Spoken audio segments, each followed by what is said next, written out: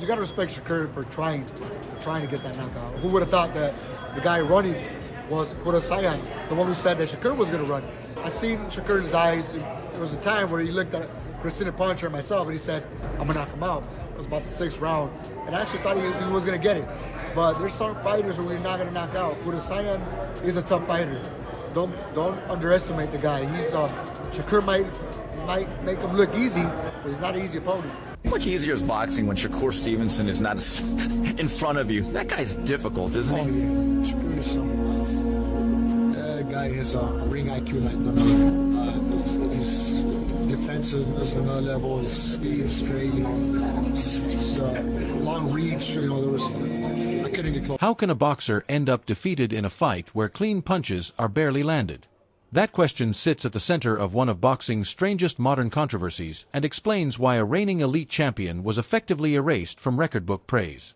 Picture entering the ring fully ready, only to discover the challenge isn't just the man across from you but the way he controls distance, timing, and movement around you. This had nothing to do with raw strength or blazing hand speed. It was a mental breakdown, executed so thoroughly that even a proven fighter like Oscar Valdez was left looking drained and helpless. Shakur Stevenson left the arena with every belt and unanimous scores in his favor, yet instead of celebration, the reaction turned hostile. Rather than admiration, the aftermath became explosive, with analysts arguing that Shakur's victory stemmed from a prohibited defensive approach that officials consistently failed to intervene against, shaking the sport and igniting accusations that still refuse to fade. One thing that happened to me was, I got frustrated in there with Shakur Stevenson. But like I said before, Teofimo Lopez is a completely different fighter. He actually thinks in the ring with his ring generalship, and he has a game plan. And whatever game plan it is, I would say stick to it. Because Shakur Stevenson, I don't think he's going to risk a lot with Teofimo. With someone with Teofimo who does carry a big punch. Yeah, I was wondering about that. We saw Shakur let his hands go, be a little bit more offensive against Cepeda. Camarón, and it was a great fight, man. I felt like that was one of Shakur's best performances. I'm like, man, these are the type of I want to see more of this from Shakur because yeah, he did get hit a little bit more than he wanted to, but it was an entertaining fight. Do you think we see that come out of Shakur in this fight with Teo? Teofimo Lopez, Shakur Stevenson was obligated to be that fight. I mean, there's someone like Camarón Cepeda who's become putting all that pressure on him. Shakur Stevenson was obligated. He had no choice but to come out, and respond. And that was a great fight for Shakur Stevenson. I was watching it. I was like, man, that's what the people want to see. But Shakur's there to win. He's not there to please the crowd. He said it before. He wants to just win. So he did an amazing fight in my opinion with Camarón Cepeda. He got hit, but nothing too bad in my opinion where it was considered a war or where he got. When Oscar Valdez walked into the ring to face Shakur Stevenson, he was ready for chaos. He anticipated a brutal exchange, the kind of relentless pressure and aggression that had shaped his identity as a fighter. What he encountered instead felt unreal. There was no traditional fight unfolding in front of him, only a slow descent into confusion. Afterward, Valdez spoke about experiencing what boxers dread most, the so-called ghost sensation, where preparation means nothing and perfectly timed attacks cut through empty space. It wasn't simply that his punches failed to land. With each round, something deeper was being taken from him. This wasn't a narrow score deficit or a tactical setback. His perception of the fight itself began to unravel. Halfway through, the expression on his face didn't reflect physical fatigue, but a crushing inner collapse. He was being dismantled mentally by an opponent who never needed to chase a knockout to completely take him apart. And the other feather in Shakur's cap is, okay, if you are able to cut the distance, it's still hard to hit him because, like you mentioned, he rolls back a little bit. He turns a little bit. He'll catch a punch. So it's tough, man, when you're in there with a guy like that, you're throwing these punches and you're not really hitting. One thing, though, I believe you try to go to the body actually a lot now that I think about it against Shakur, but yeah, I haven't seen a lot of people try to go to Shakur's body lately. No, he's a defensive fighter. I mean, that's always been said from all culture. When you fight guys that they fight on the back foot or they run, hit him to the body. But it's one of those things, again, where it's easier said than done. Hit the body. Yeah, of course, certain people have the knockout power, but you got to hit him first. And Shakur Stevenson, the way he's positioned, the way his back foot's there, and then you see him comfortable, and he's all right, this is my shot, and you throw it, he just rocks back, or he has that back foot, just steps back, and he has a long reach, so he just counters punches you. And that's part of the game. You get hit and not get hit, and Shakur Stevenson does it to the T. He perfected that since he was an amateur and Olympian, silver medalist, and now he's done it as a professional. Maybe not the whole world enjoys it, but the boxing, the pure boxing fan will maybe appreciate that. I know you tried to do it, and Shakur's undefeated at this point, but like, how do you beat a Shakur Stevenson? I think how you beat a Shakur Stevenson, if I can go back and you do something, try. And I say this try because, like I said, you just said it done, but try to put the pressure like Camarón Cepeda did. And just wait for your shot to land good and make that damage work. So what was the so-called illegal tactic that left Valdez completely unglued?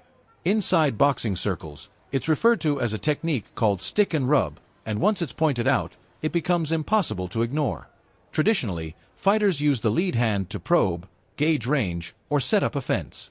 Shakur, however, turns that hand into a constant barrier.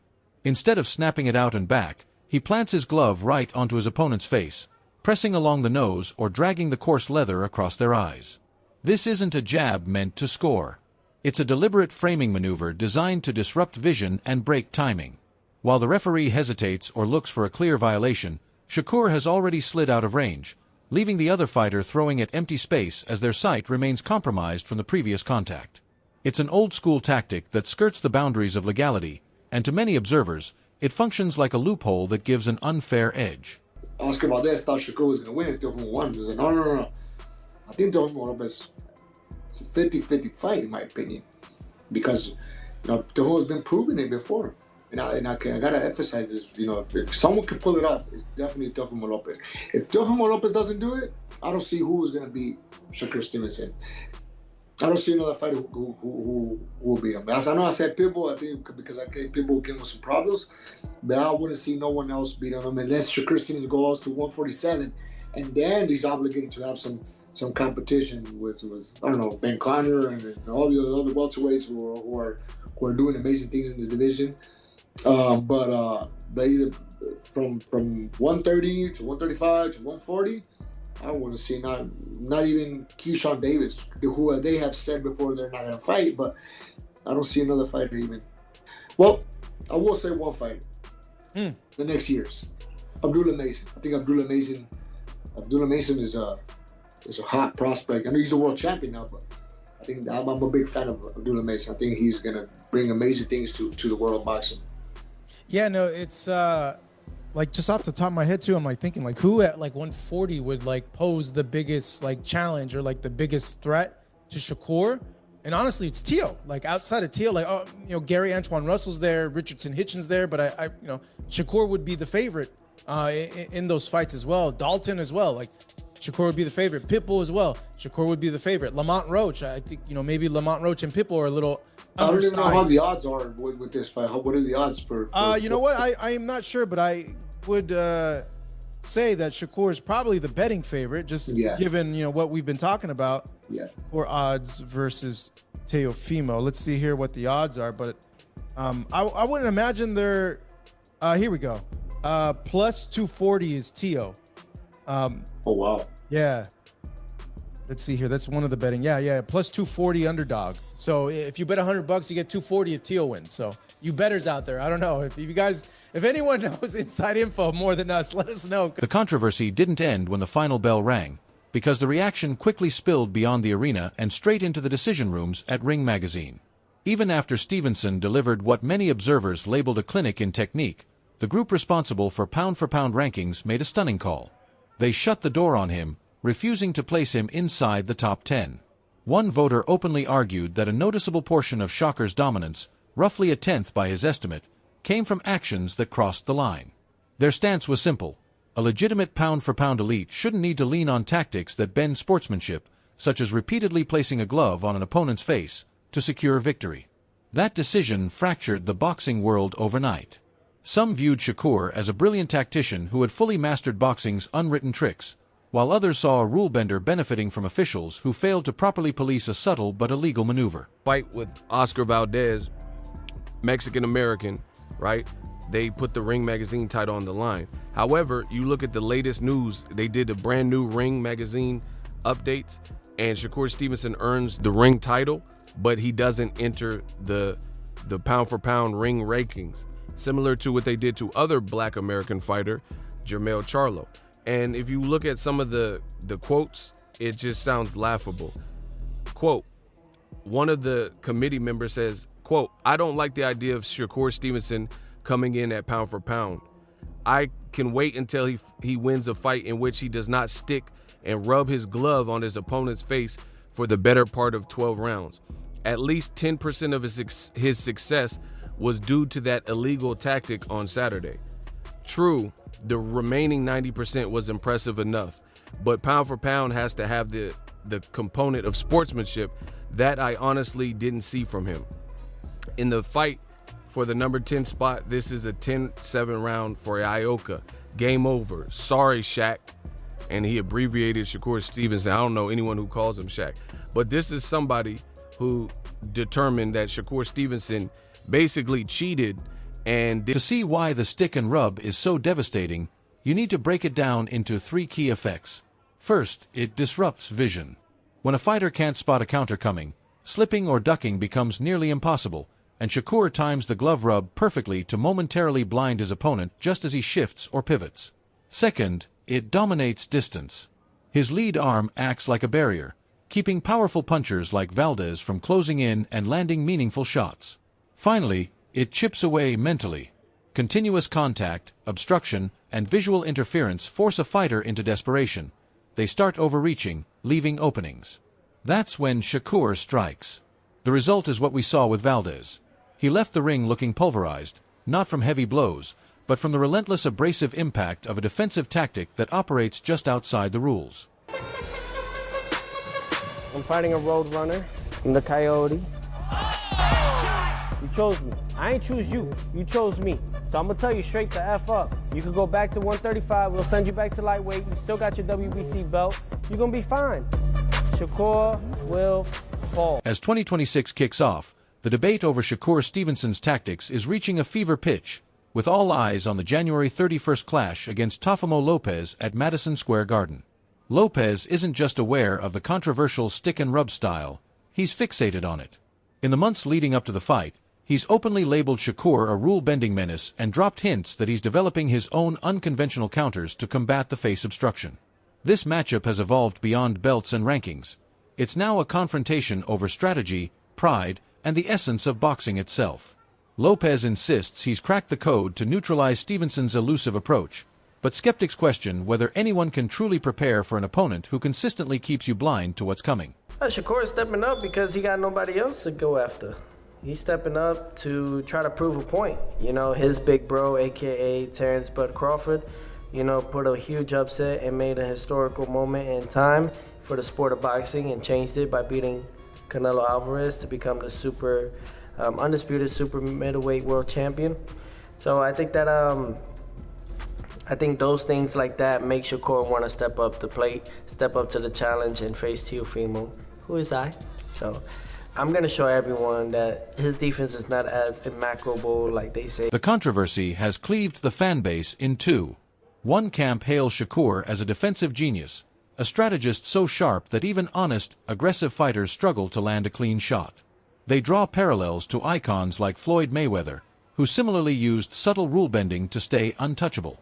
The other camp condemns the approach, insisting that if stick and rub becomes widespread, boxing could devolve into a dull spectacle of constant obstruction and fouls. Rising fighters, including prospects like Abdullah Mason, are under intense scrutiny to see if they'll adopt similar tactics, raising fears that the sport may be drifting toward an era where technical brilliance is less valued than clever and often unsportsmanlike. I think that's the hardest one. I think that's the hardest one to pick, depending on who the judges are. Cause I think I'm gonna go Shakur. I'm gonna just go Shakur because I think defensively he's a little more sound. I think and I also think not only is he sound, I also think that a lot of the judges and referees give him credit for being defensively sound.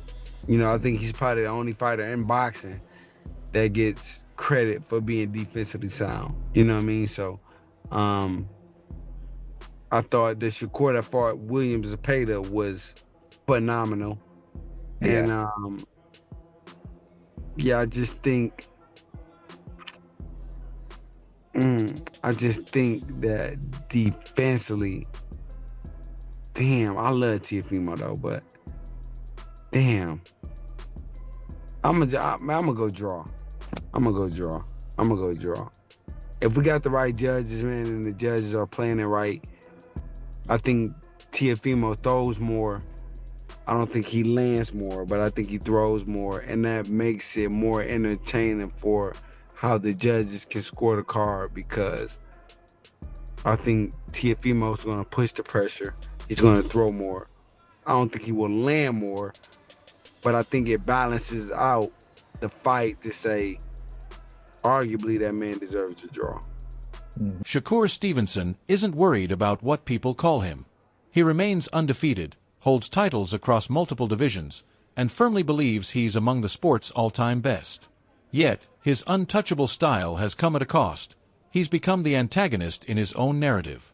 As he readies to step into Madison Square Garden against Teofimo Lopez, the bigger question isn't just victory. It's whether he can win in a way that finally commands genuine respect. Does achieving mastery in defense demand bending the rules, or is the rest of the boxing world simply unprepared for the level of psychological warfare he brings? One thing is clear: after January 31st, the stick-and-rub tactic will either be hailed as a stroke of genius or revealed as the vulnerability that finally grounds the so-called ghost. What do you think? Does Shakur cross the line to win? Drop your opinions in the comments. That wraps up today's video. If you liked it, hit like, subscribe, and tap the bell so you don't miss upcoming content, and make sure to share your take below. We'll see you in the next one.